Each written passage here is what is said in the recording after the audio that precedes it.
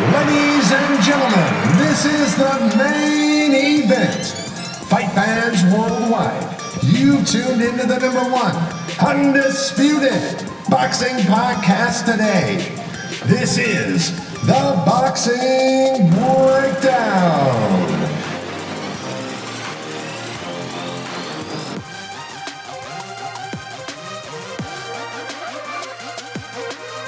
Now, your heavy-handed, hard-hitting host, Mark Roxy.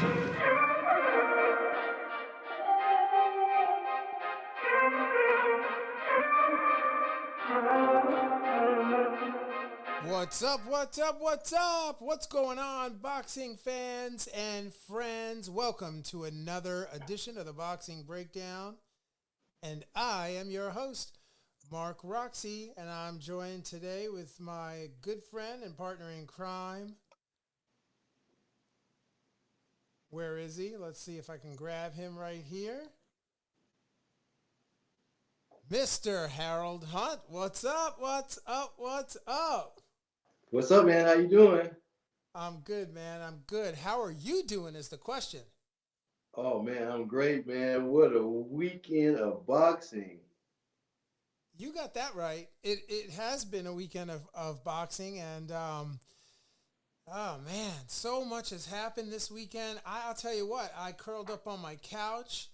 I didn't go out to any fights, not unlike you. I know you were at the fights, but I didn't go out to any fights. I just curled up on my couch and had like a fiesta, bro. I just like, it was like watching like the NFL football Sunday, a weekend where you just don't get off your couch at all.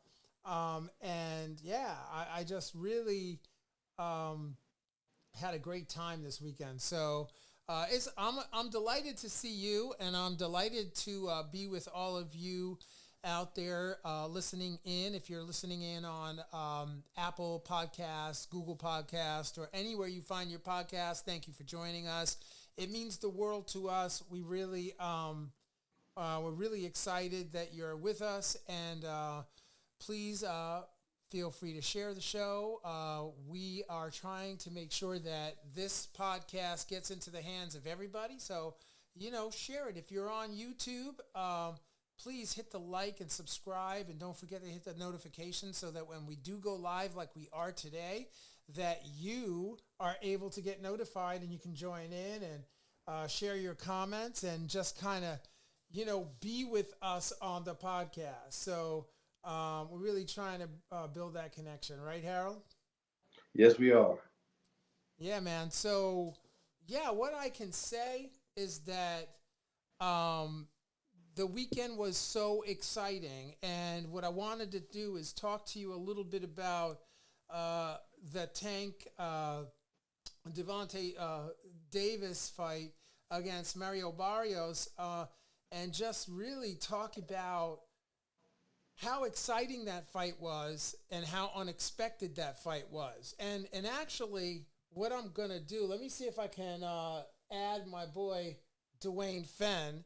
Dwayne, are you there? Yeah, I'm trying to get in, Coach. Gotta let me in. Can you? No, you just got to get in and put your camera on, bro.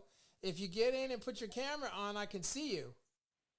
I believe my camera's on. Are you in now? Yeah, I can see myself. Oh, where? Oh, you can see yourself. Hold on, where are you? I know, but I got to see you. Hold on, I'm gonna start all over again. Yeah, bro. Go ahead. Try again. Okay, we're in. We're live, bro. We're waiting for you. So, yeah, this is the first time, ladies and gentlemen. This is Dwayne Fenn, professional boxing trainer and partner in crime again in the gym. This is my boy, Dwayne Fenn.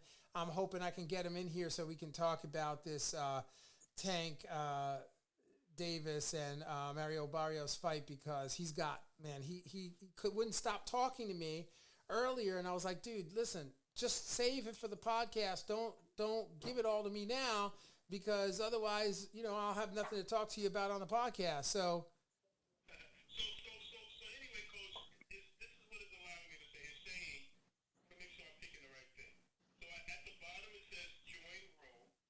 At the top it says camera 2-1 facing front, and then it has scuba. I'm supposed to hit join room, yes? That's right. Just join the room. So we're joining the room here. When I join the room, it says production B. It says switching studio remote guest. So I'm assuming at this point it should be on you to allow me in because I'm looking. They're saying that Yep, you're in. You're in. I just don't see your camera. there's a problem with your connection. Attempted to reconnect. What does that mean? It means that there's a problem with your connection and we're waiting to reconnect. That's what it means. But listen, D, what I'm gonna do is since I got you here, right? I'm just gonna sync you up and bring you in.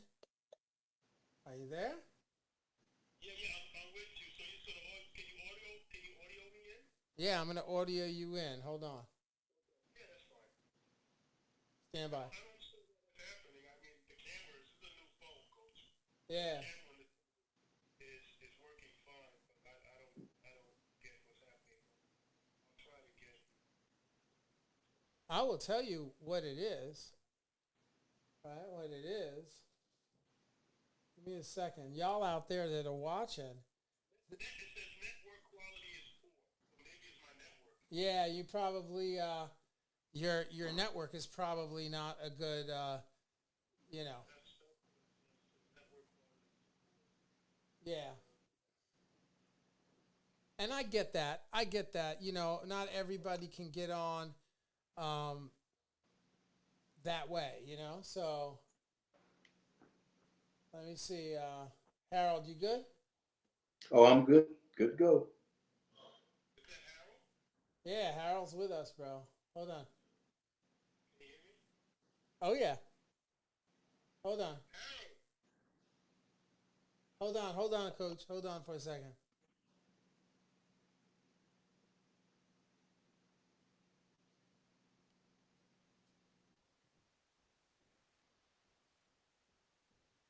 So you know this is all getting cut out of the video, so live for y'all live, you're probably like, come on, man, let's go. You gotta reintroduce everything, coach. You have to reintroduce.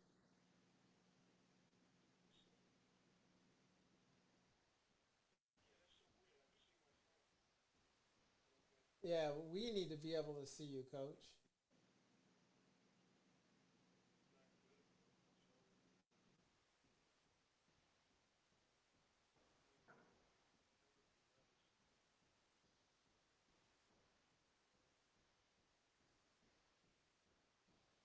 Yeah, it would be nice.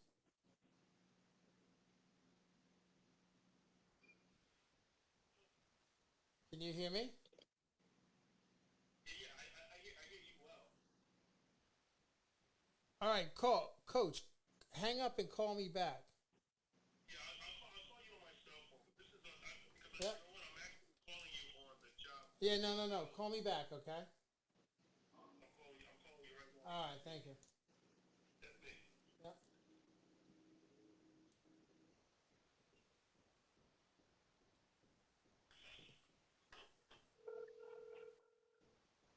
Coach, you there? Yeah, coach, that's me. I'm with you. All right, can you hear me now? I hear you fine. I hear you well. All right, Harold, Yes. we got Coach Dwayne with us now, bro. So let's get this thing rolling. So welcome, Dwayne Fenn. I can't hear Harold. You can't hear Yes, him? I am here. Can you hear me? Yes, I can hear you. I don't think you can hear me, coach. He can hear you, Coach. He can? Yeah. I can't hear him. Can you hear me? Can you hear me? Dwayne. Dwayne, you can't hear him? I hear you. I can't hear him. Well, that's unfortunate. That's unfortunate, Coach D, that you can't hear him. Because I'm definitely here. Can you hear him? Mark, you can hear me, correct? Yeah. I can hear you. I hear everybody. And you should be able to hear everybody, Coach D. It's weird, man. All right, coach. Let's make it do what it do. We can make it work. Let's. All I right. can't. All right, we're Let's make it gonna make it do what it do. work. Okay, Let's good. make it do what it do. Yeah. So here we are. We are talking about the first thing we're gonna chop up is the Gervonta Davis versus Mario Barrios fight that took place this weekend. I'm sure the Boxing Breakdown listeners have seen the fight. If you haven't seen the fight, you missed a really, really amazing fight. So, Coach D, what did you think of the fight? Wow, Coach. Well, first of all, it's always good to hear your voice. Being here with you and Harold, it's always a pleasure. I enjoy you guys. Hey, Yeah. boxing is back, bro, and it sounds. And I'm excited about just the fights that are in the pipeline to be made. Last night was a great fight with Gevontay, and we talked about this a little bit prior to. And I told you I was very concerned about Gevontay having the possibility of losing this fight, and what I was trying to figure out was what did Floyd and his team see that made them okay with taking this fight, jumping 2 weight classes, a guy who's an excellent fighter in his own right. I mean, you take a peek at his record. I mean, the guy's no joke. He has an excellent, going to be a Hall of Fame trainer in Virgil Hunter, and I just was trying to analyze why would they take this dangerous fight. I looked at this fight as being a close to a 50-50 fight. I gave Tank in certain advantages, but I really thought that this was a dangerous fight for those guys to take. And I thought that if it went the distance, I thought that Barrios would win. Now that's before me seeing the fight. I thought that Barrios would win, because I thought Tank would have a hard time trying to find him. You know, as a coach, one of the hardest things to teach a fighter to do, is to manipulate that step and a half, right? How are we going to manipulate that step and a half? And I've never seen Gevontay having to do that. So I was concerned that he wouldn't be able to do that. And Barrios will be putting rounds in the bag. And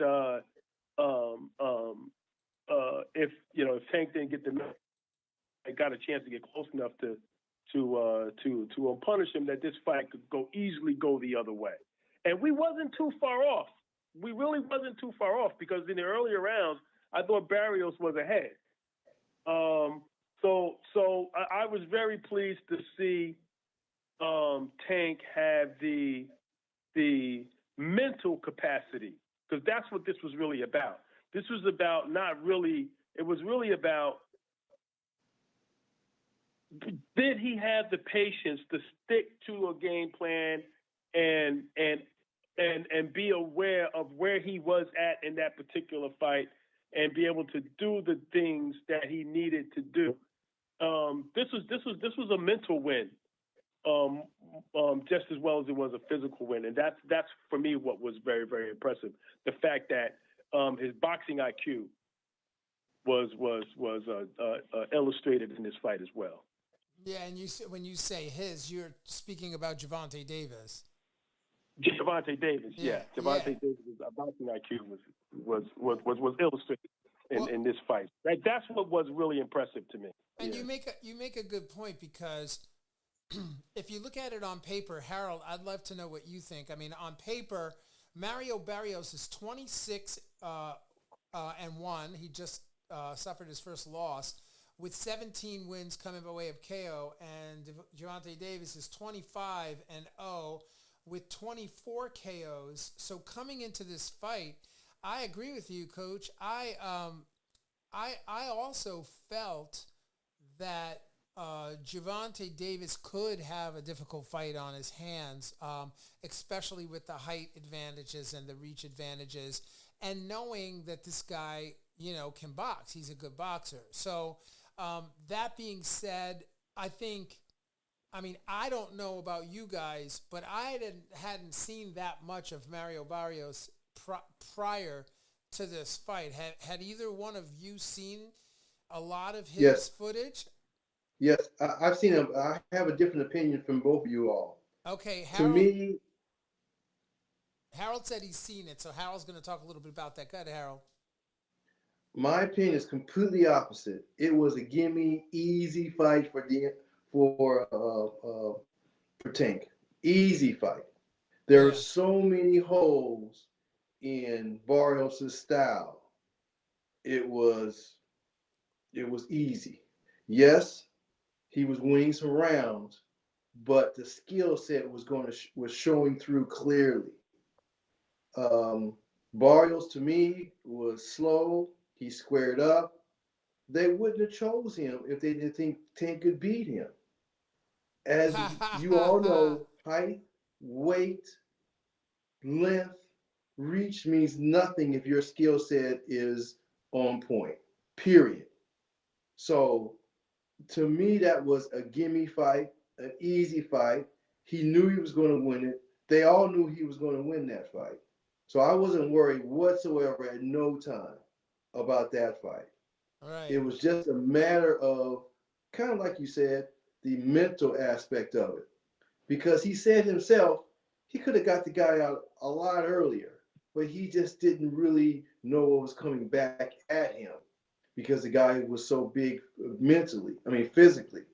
But he realized his skill set was so above his, he went ahead and turned the lights off. So I was not even worried or nothing.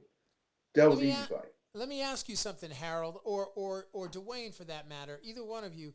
When you see that, like in watching the fight, for the first 5 rounds, he threw like 11, 12, 13 punches, something like that. He threw very little.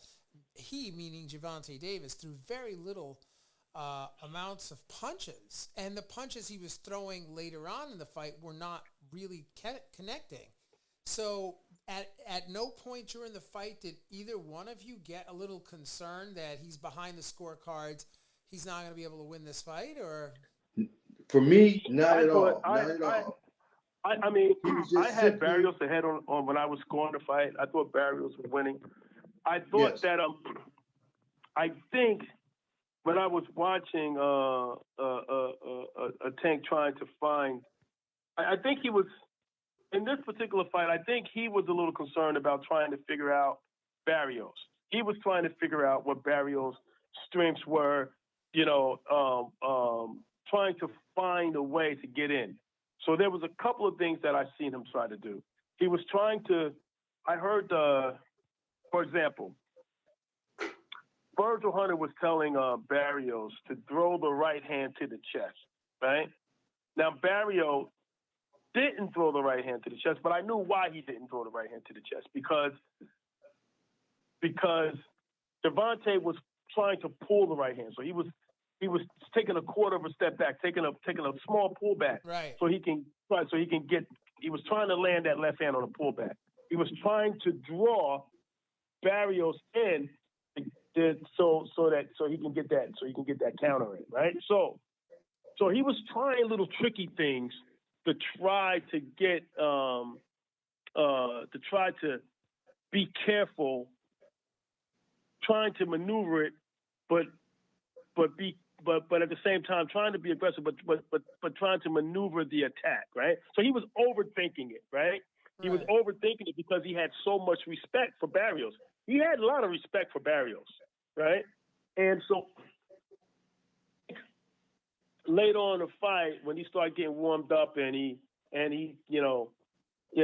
started getting a little bit more aggressive, that's when all the good things start happening.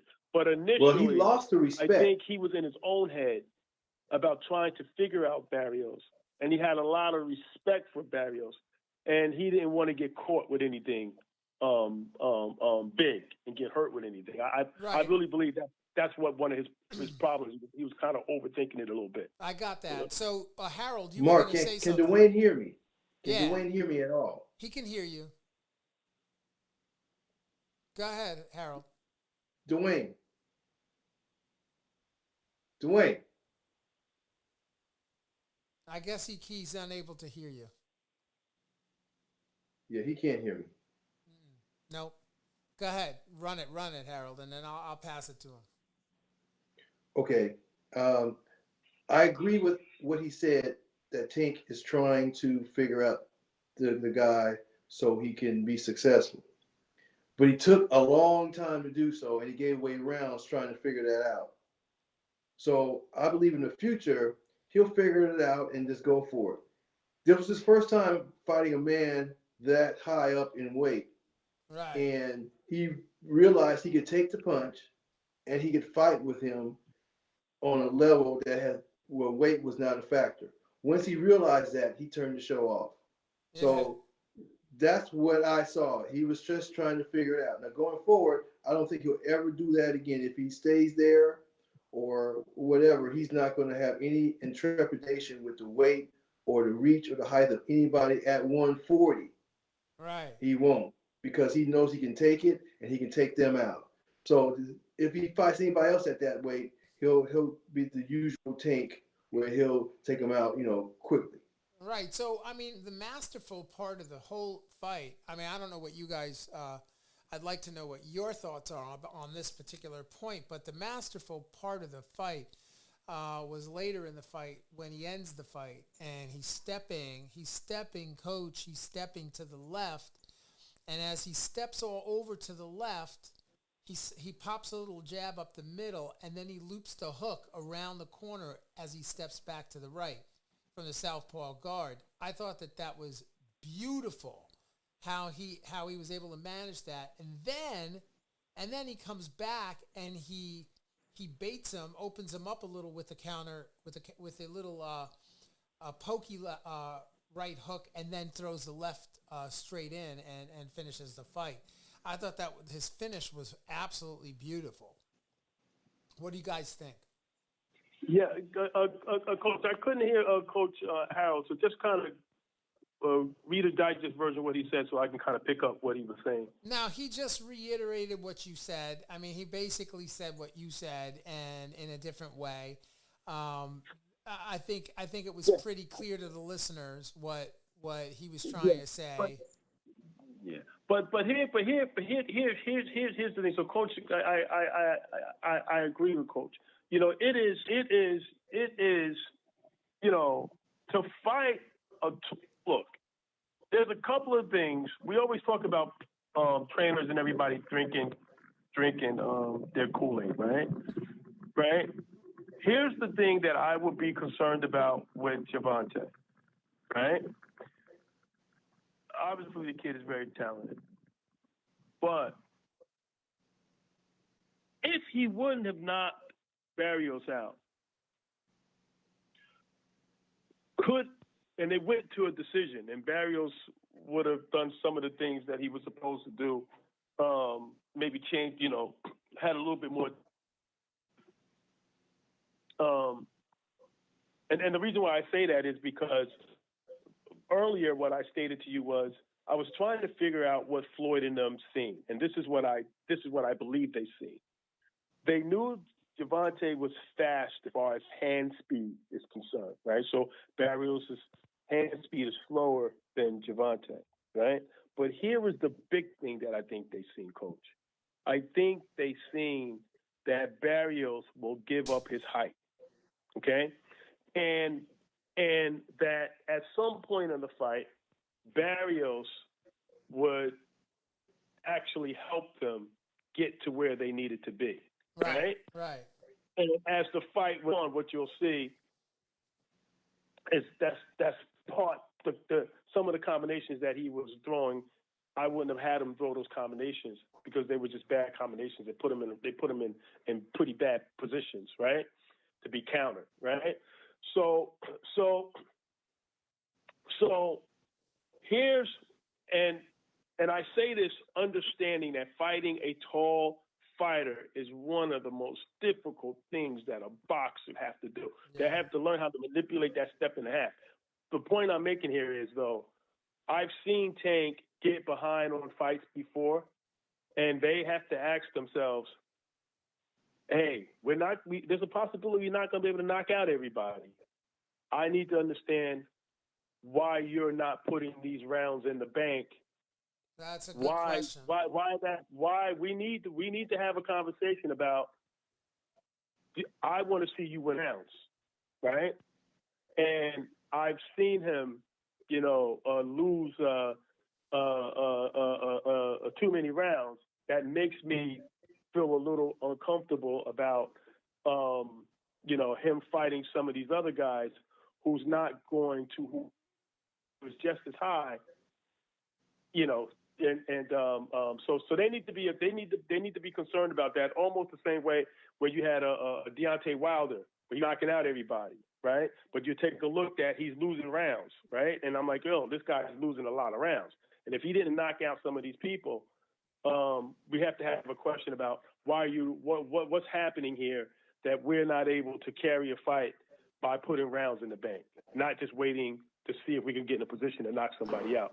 That's something that you're gonna probably see them work on. He's gonna have to get his punch numbers up a little bit. His punch numbers are too low. Well, just to speak to that point, especially for the people who are listening in on Apple Podcast, or whatever podcast they get.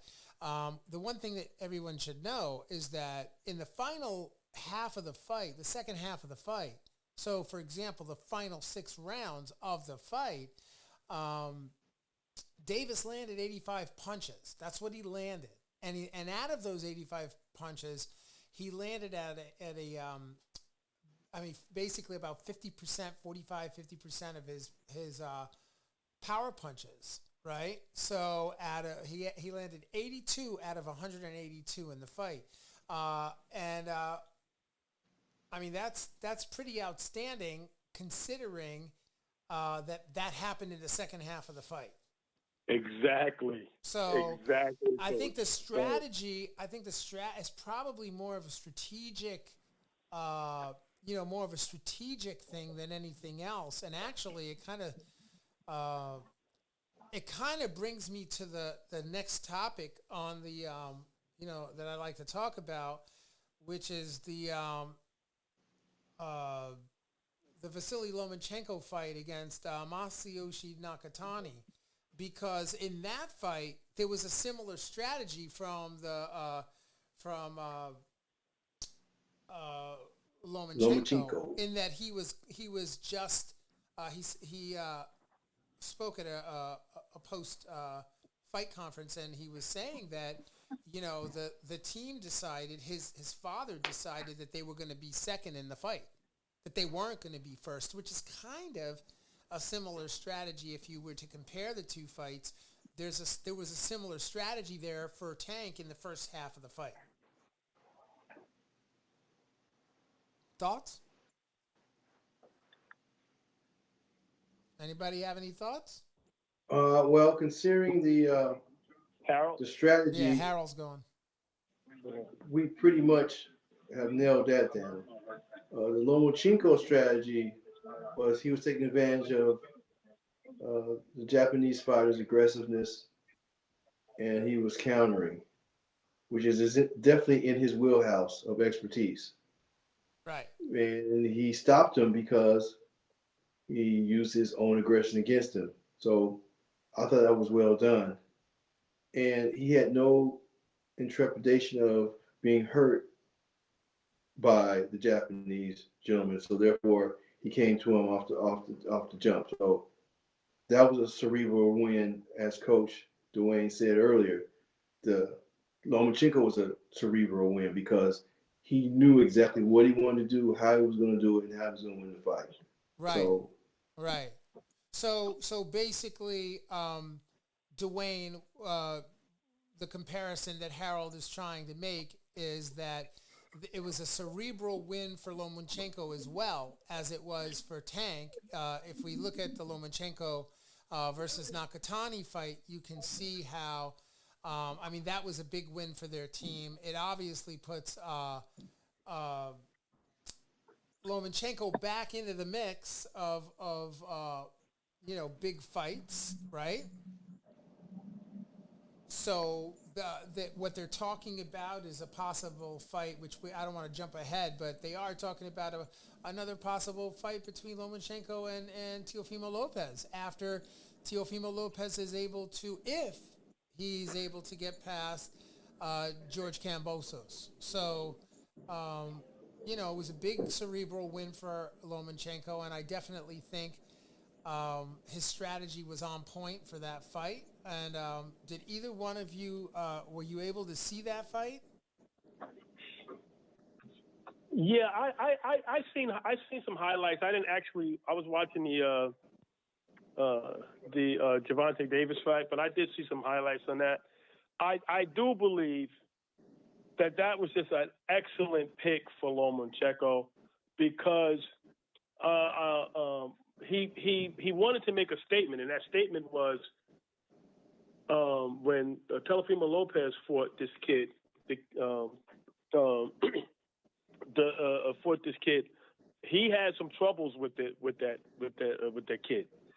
So Lomachenko wanted to have an opportunity to do what he did to show that he can manage this kid differently, even better than what Teofimo Lopez did, and that was part of the strategy. But here's the other good point. That was excellent practice for him because I can't pronounce his name, but the Japanese kid is a very long, lanky guy as well. And when he fights Teofimo Lopez, he's also going to have to fight, although he's not tall like that, but he does fight long. When Teofimo Lopez fights Lomachenko, he fights him long, right? He's very rangy when he fights. That's why Lomachenko's having problems with getting those angles on him. So Lomachenko has to practice, right, putting his feet where his feet need to be in order to get the work that he needs to get, right? So that was a good fight on two perspectives. One, to practice that technique, right? And two, to make a statement. I thought that was an excellent matching, and I do think that puts him in a position now that Teofimo Lopez signed with Bob Arum. It just makes sense. Bob Arum's a businessman. It just makes sense that he have his two fighters fight each other because it comes down to a win-win for him no matter what happens. Right. So I mean, you to unpack some of what you just said, I mean, there's a lot of what you just said that has to be unpacked. The first thing is that, Teofimo Lopez does fight. He did fight Lomachenko at distance, and he was able to control that space pretty well in their last fight. I think what seemed to be really well done in this fight with Nakatani and Lomachenko was that Lomachenko was back to his antics, back to the angles that he didn't use in the last fight, which you explained was for good reason, because of the tactics that were deployed. But I think personally that in the fight with Nakatani, he proved that he can get close. He can get past a rangy fighter. He can get into the pocket. He can win the exchanges when there's tie-ups. Like on the tie-ups, Lomachenko was dominating on the tie-ups. He was leading with the straight left hand. He was cutting the angles and then leading with the left hand and putting angles up high and low. At one point, he was landing the straight left hand to the body. So really, Lomachenko was doing exactly what he should have done in the Teofimo Lopez card, and that would just be something I wanted to really make clear to the listeners out there. If you haven't seen the fight, Lomachenko was on point, doing great. He looked a little bit more beefy. He looked a little bit bigger in the torso. Yes, I don't know if either one of you noticed that, but yes. he seemed to be more broad-shouldered, a little bit bigger, and I'm wondering if that's, kind of like a calculated plan in preparation for a possible fight with Teofimo Lopez down the road. But Harold, what were your thoughts on that? He did look bigger. I believe the Lopez fight, he had some intrepidation about Lopez's power. And when you realize that he really couldn't be hurt, he really wouldn't be knocked down as violently as Lopez had displayed with his other bouts, he decided that I'm not going to have an issue and let me go after him. My opinion, if they fight again, Lopez loses. Okay. Wow. Wow. So is that your prediction? You're predicting? That's your prediction? Yes, I'll What's go on up, record bro? saying that. Yeah. I wonder Because what. once you realize mentally that you can't be hurt, or if you are hurt, it's something that just happens. You're not afraid to be hurt. Yeah. I believe he won the last 3 rounds. However, Lopez was aggressive the last round, lasting influence in the judge's eyes, and he did win in the last round. Right. But if they fight again, I really believe that Lopez will lose because Lomachenko's going to be aggressive from the beginning, and he's not going to have any issue with the skill set or the power. And I think he can win on points. Yo, Coach D. Listen, Harold was just, he just basically predicted that in the next fight between Teofimo Lopez and Lomachenko, should they meet, that he predicts that Loma comes out with the victory. What's your thought on that? You know what? Hey, listen. Hey, I understand exactly what Coach Hal's saying, and I'm gonna tell you the truth, man. I could see that happening. I could see that happening. I think, listen, Lomo has situations where he's been, he's been fighting injured, right? There's been times where he hasn't been 100%, right? And I'm not, right. Also, he's moving up. He has been moving up in weight and fighting bigger guys. So to answer your question about do they see that? Yes, they do see that, and he does have to get a little stronger to fight these bigger guys because those guys are bigger than him. But more importantly, his body, because of this pandemic, had a chance to heal, right? So his body now has a chance to heal. He had a chance to mentally put himself in the right place. Like, so we talk about, when we talk about training fighters, right? We talk about all 3 aspects of what we want a fighter to have. And those 3 aspects, in order to fight at your best at 100%, we need it has to be spiritual, physical, and mental. That's right, Coach. He had an opportunity for all of these things to happen for him. His body's rested. He had a chance to look at the film. He's very high. He knows what needs to be done. His team knows what needs to be done. He just got physically stronger. He just had a chance to let his body heal. He has the ability. Spiritually, he's pissed, okay? Because there's been a lot of things said about him. People basically wrote him off. And he's a competitor. He's not going to like that too much, right?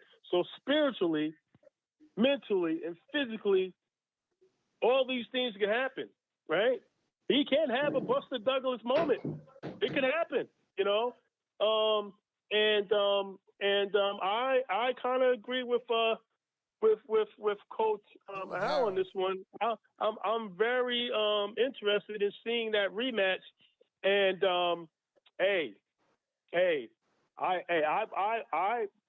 I could put some money on Loma. I don't think that's a bad bet. Well, listen, you two, okay? I'm just going to say this to both of you, that I appreciate that point of view. I really get it.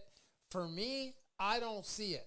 I don't see it at all. I think that and I think y'all both know how the Lopez camp and I, we have a very symbiotic relationship. We've had Senior on the cast several times, and I'm sure he's going to come on after he just heard that prediction, and he's going to chop both of you up into little pieces. but he's going to tell you exactly why he doesn't believe that that is ever going to happen. And I would tend to believe that that's the case as well. And it is not because I'm connected to them or that I have, an affinity for Teofimo Lopez Jr. and his skill sets. It's because I believe that they met, they both learned what they had to learn. And I believe that the power of Teofimo Lopez wins out at the end. Between that matchup again, I think it ends the same way it ended the first time, and I will tell you why. Because I believe that, it's a fact that Vasily Lomachenko is a smaller guy. He really belongs in a lower weight class, and he's fighting a guy that's busting out at the seams and really should be going up to 140. And it's just not a good look. And it's just, sometimes you meet people and you match up and it just doesn't work out for you for a lot of reasons. So I believe that that's how it happens again. And personally, I am fascinated by Lomachenko's work. I'm fascinated by his skill sets, by his ring intelligence. So not taking anything away from Vasily Lomachenko and his masterful skills. I just believe it's a mismatch in weight, and there's some things that you can't transform. You just have to move on, And so that's my prediction. Coach, here's the big part. So we love Teofimo Lopez and his family. They got a great family. We were in Old Dog boxing in Flemington together when he was preparing for the Comey fight. So, of course, I want Teofimo Lopez to win, right? That's not what we're saying here. I want nothing but the best of the family. We want them to win. This is what my concern is. One, I believe that the fight is going to be, the game plan is going to be very similar, right? They're going to protect their angles. Teofimo Lopez is going to try to get where he needs to be. He's still going to have a very difficult time getting where he needs to be in order to do the things that he needs to do, right? So he's going to be at the end of that range, right? However, now, and Lomachenko's problem of getting to where he needs to be is his defense is not really set to get past what he needs to get past in order to do what he needs to do, right? So he has a bad defense for that particular style that he needs to fight in order to get where he needs to be. But let's see, right? But this is what could possibly happen, and this is all I'm saying. I'm saying that once you, and this is what I think they see, okay? This is what I think they believe. They believe once they get Teofimo Lopez in the pocket, right? Similar to what Tank did to this boy, right? But get in the pocket. They think that Teofimo Lopez has a liability there. That once we get him there, they believe that he's vulnerable there, right? Right, I get that. Okay, so I'm betting that he's going to have more moments there than he did the last fight. He's still going to have a difficult time getting there, but I believe he's going to get there more this time than he did the last time, right? Okay. Now, right? But now the question becomes now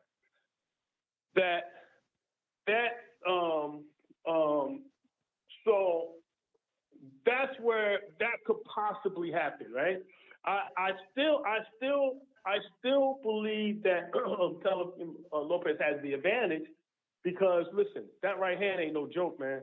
And Teofimo Lopez got quick reflexes. Like, it's not just about having power. He has the ability and the timing to land that power. It's not like he has the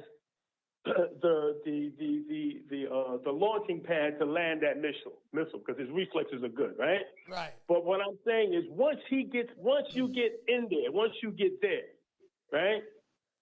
you know, they're going to have to really be dressed down defensively to make sure they handle what needs to be handled to get this boy to either give this boy the work that he needs once he get there to show them that, hey, listen, I'm not vulnerable here. Like, I can actually rock with you here, right? They're going to have to prove that.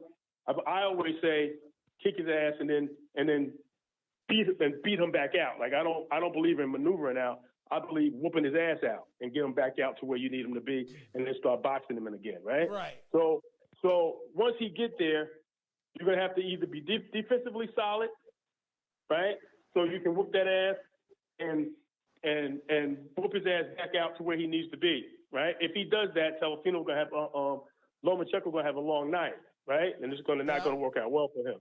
But if he gets there and what they think is so, right? That can get ugly for Teofimo Lopez, because once he gets there, all he got to do is stay there. Coach, I get that. So, all right. So let's take a pause here for a second, because Harold, I know Harold's got another appointment. He's got to jump off and hit that other appointment. So we'll stay on and we'll chop up the remainder of this podcast. But Harold, is there something you'd like to say before you shoot out? Well, you guys are trainers, and I am outside looking in. I don't have the my heart is not with the Lopez camp in that fact. Where I've seen them train and I love them and all of that, which I appreciate, you guys' stance with that. I'm looking at it purely from a style standpoint. So I'm going to stick with my point. Hopefully, Mr. Lopez Sr. will respect my stance where I'm coming from. I doubt that, but I do have to take my leave at this time. However,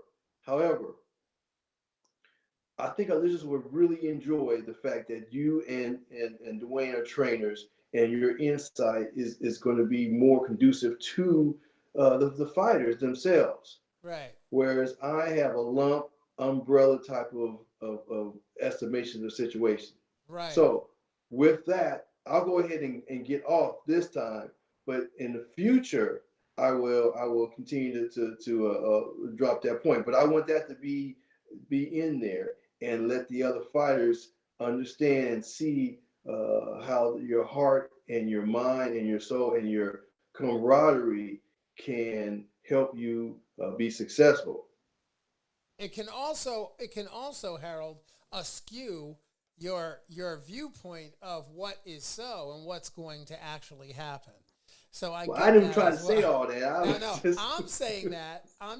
So I am aware and I am cognizant of the fact that, very, very clear that we don't, because we have love for a fighter or we like a particular fighter, does not cloud our intellectual ability to see what is so and what could possibly happen.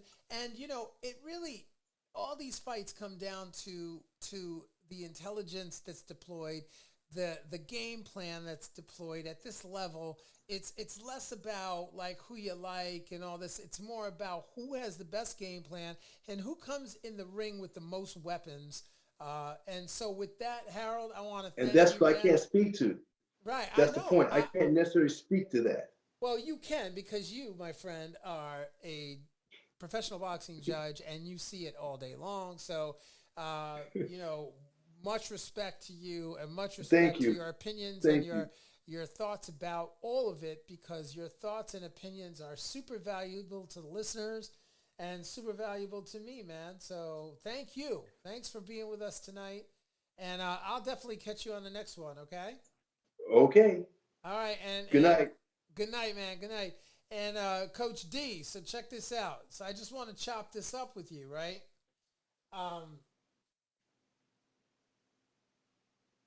I just want to talk to you a little bit about the Lopez and the Kambosos saga. Have you been following that?